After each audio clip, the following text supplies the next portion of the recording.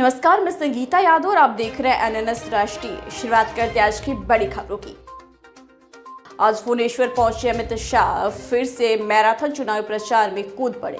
आज सुबह वो 10 बजे संबलपुर लोकसभा क्षेत्र की संबलपुर में विजय संकल्प समावेश में भाग लिया और बीजेपी के उम्मीदवारों के लिए वोट मांगा। फिर वो 12 बजे के उंझार के समावेश में भाग लिया। फिर वो विशेष विमान से 2 बजे ढोकानाल पहुंचे, वहां पर भी समावेश में भाग लेते हुए और फिर 3:30 बजे नयागढ़ विजय संकल्प समावेश में भाग लिया। ये बाबुओं ने ओडिशा के अंदर लूट मचाई है।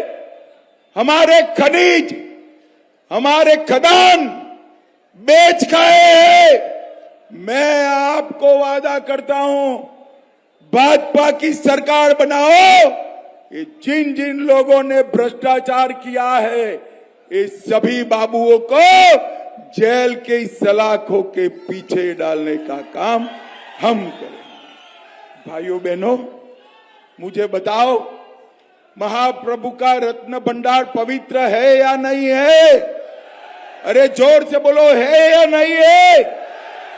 महाप्रभु के रत्न भंडार की चाबियां गुम हो गई, डुप्लीकेट चाबी बनाई, इसकी रिपोर्ट गुम हो गई और कहते भी नहीं है कितना हेर फेर किया है।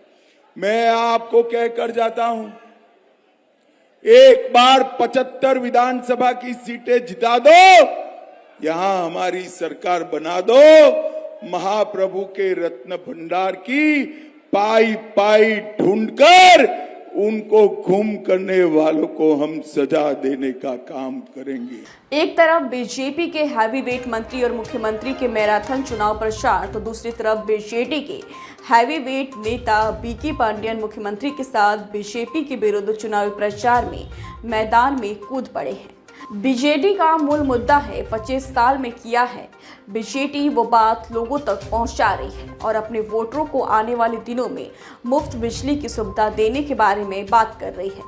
वही बीजेपी अपने केंद्र के 10 साल के कार्य के बारे में वोटरों को बता रही है। अब तीसरा और आखिरी चरण का वोट 25 और 1 जून को होना है।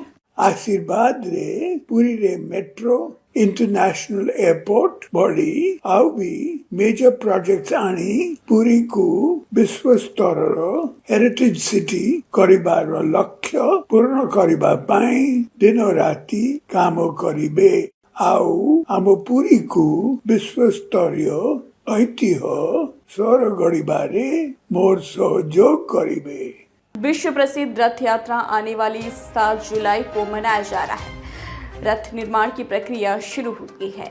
अक्षय तृतीया से इस बार भी पूजा पाठ के साथ शुरू हुआ यह रथ निर्माण कार्य जोर शोर से चल रहा है पूरे श्री जगन्नाथ धाम में।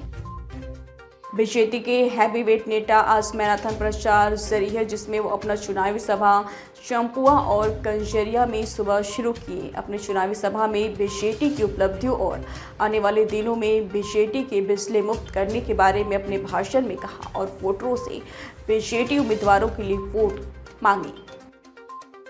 उत्तर प्रदेश में सपा मुखिया अखिलेश यादव की रैलियों में भारी संख्या में समर्थक जुट रहे हैं। इसी वजह से उनकी रैलियों में भगदड़ की स्थिति बनी रहती है।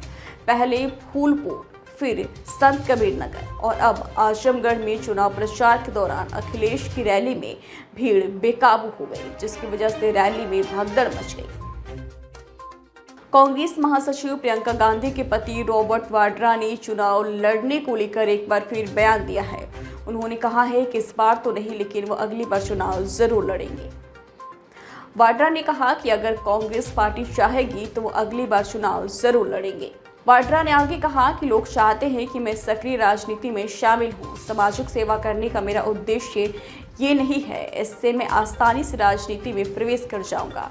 राजनीति में प्रवेश करना आसान है, लेकिन मैं अपने काम की वजह से राजनीति में शामिल होऊंगा, ना कि गांधी परिवार से जुड़े होने की वजह से। कलकत्ता हाईकोर्ट के पूर्व जज और तमलुक सीट से बीजेपी उम्मीदवार अभिनेता गंगोपाध्याय विवादों में घिर गए हैं। चुनाव आयोग ने गंगोपाध्याय के चुनाव प्रचार पर 24 घंटे के लिए रोक लगा दी। वे 21 मई की शाम 5 बजे से चुनाव प्रचार नहीं कर सकेंगे।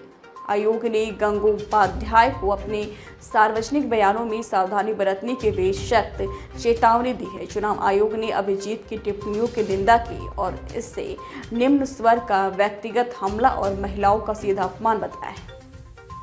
मोतिहारी के गांधी मैदान में चुनावी सभा को संबोधित करते हुए प्रधानमंत्री नरेंद्र मोदी ने कहा है कि विपक्षियों की ओर से आरक्षण को लेकर झूठ बोलने का अभियान चलाया जा रहा है। अंबेडकर नहीं होते तो SC/ST को आरक्षण नहीं मिलता।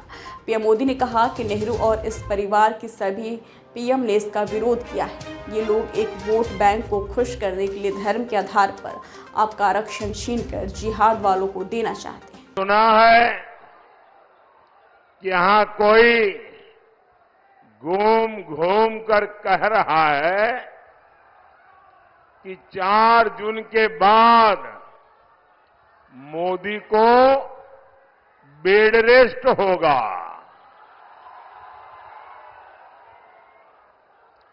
भाइयों बहनों, मैं तो परमात्मा से प्रार्थना करता हूं, मैं तो यही कामना करता हूं, मोदी तो क्या, देश के किसी भी नागरिक के जीवन में बेड रेस की नौबत नहीं आनी चाहिए। दिल्ली की 7 सीटों पर आम आदमी पार्टी और कांग्रेस भले ही इस बार गठबंधन में चुनाव लड़ रही हों, लेकिन प्रचार अलग अलग ही होगा। यहां तक कि अंतिम दिन तीनों में ही आप और कांग्रेस के शीर्ष नेता मंच साझा नहीं करेंगे। बता दें कि इंडियन गठबंधन की भी कोई जनसभा या रैली नहीं होगी। गौरतलब है कि दिल्ली में रण में आप सुप्रीमो अरविंद केजरीवाल व पूर्व कांग्रेस अध्यक्ष राहुल गांधी दोनों ही उतर चुके हैं।